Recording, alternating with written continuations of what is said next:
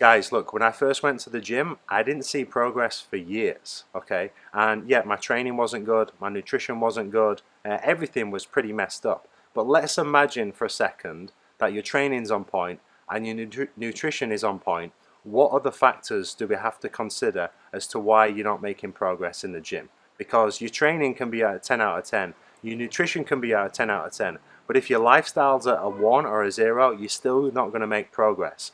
So what are the big factors that we need to consider?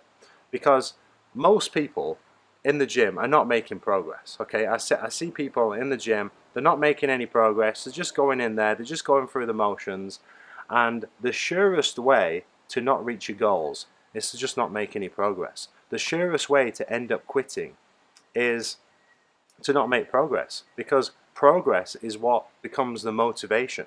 Like, yes, you need a bit of discipline to start and do the actions enough to start seeing results, but once you start seeing results, staying motivated is easy, because your results become your motivation. That becomes your fire and your drive to keep going and pushing, because now you have confidence in the plan. Now you know what you're doing is right, and you just got to execute it for longer and longer. But let's assume for a second that your training's on point and your nutrition's on point and you've been doing it for a while, and if you're not still seeing progress, you know what's happening. Because this happened to me actually. For my first few years, I didn't make any progress, and one big reason for that, there was many reasons, okay, but one reason for that is because I was just doing weekends. You know, I would do everything great during the week, and then at the weekend I would go out, drink lots of alcohol, lots of bad food, late night, come in at like 6 a.m. or something, and all that hard work all the week was just undone in one weekend. And this would be a recurring thing. Every single weekend I would do this. So no wonder I wasn't making any progress, okay? That seems very obvious to me now. But for you, it might be less obvious. You might not be going out, you might not be drinking, but what are the big factors that you need to consider as to why you're not seeing progress in the gym? So let's assume for a second that your training and nutrition is on point. Probably isn't. But just to make sure, you can check out my previous videos on that. I've got 3 factors here, which the 3 biggest things that you want to look at with regards to your lifestyle as to why you're not seeing progress in the gym. Okay, so the first thing to consider is sleep. Guys, sleep is super important. Sleep is a superpower. If you could take all the benefits of sleep and put them in a pill, you would be a billionaire. Okay, it would be the most popular drug on the planet.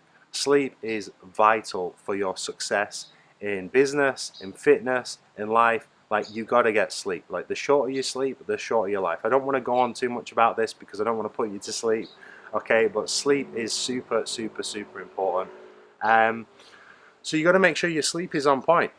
And how do you do that? Well, first of all, how do you feel when you wake up in the morning? Are you groggy? You know, are you not feeling good? Are you sore? Are you just like, do you need like 3 coffees to get going and feel normal and feel yourself? Well, if that's you, then maybe your sleep's not good. Do you keep waking up multiple times in the night?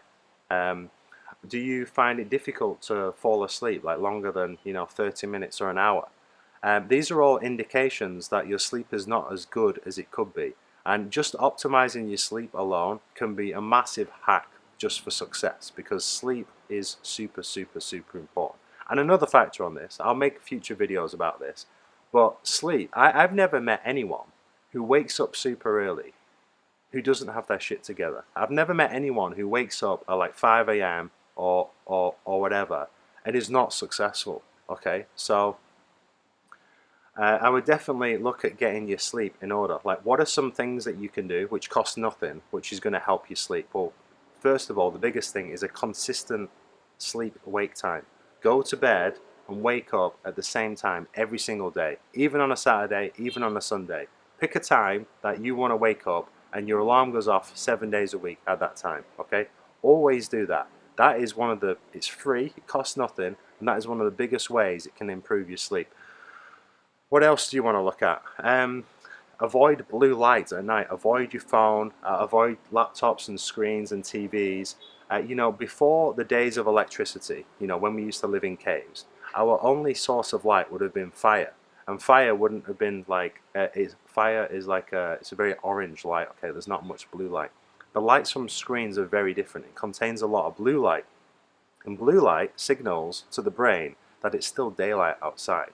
And if your brain thinks it's still daylight outside, it's not going to produce the melatonin and the necessary chemicals and hormones that you need to feel sleepy and fall asleep and get a good night's rest. Okay, so you want to limit blue light as much as possible in the evening. Now, if you're like me and you work online and you need to be on your screen sometimes after the sun's gone down, no problem. There's a few things you can do. First of all, you can get these apps which filter out the blue light on your phone or your screen. You can also get blue light blocking glasses. Okay, that's going to help a lot. I always wear my blue light blocking glasses after the sun has gone down. And going beyond that, make sure in the mornings that you wake up, excuse me, and get morning sunlight. So every morning, I just changed my routine recently.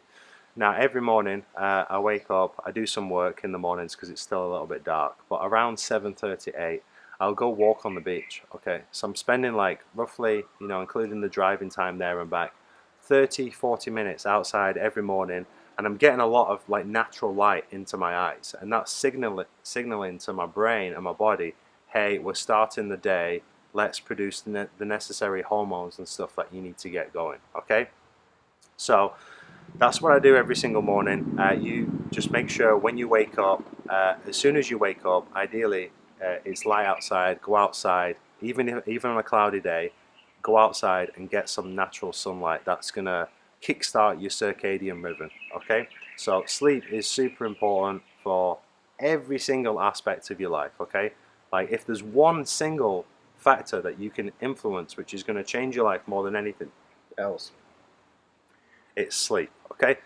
so your training's good, your nutrition's good, now your sleep's good. What about point number 2 is stress levels. Okay, how is your day-to-day life? For example, I know people very close to me actually, who just live in a constant state of fight or flight. They're just rushing around, they're just stressed all the time, and it just, I just feel sorry for them, to be honest, because it's no way to live. Okay, we're not designed to be in fight or flight all the time.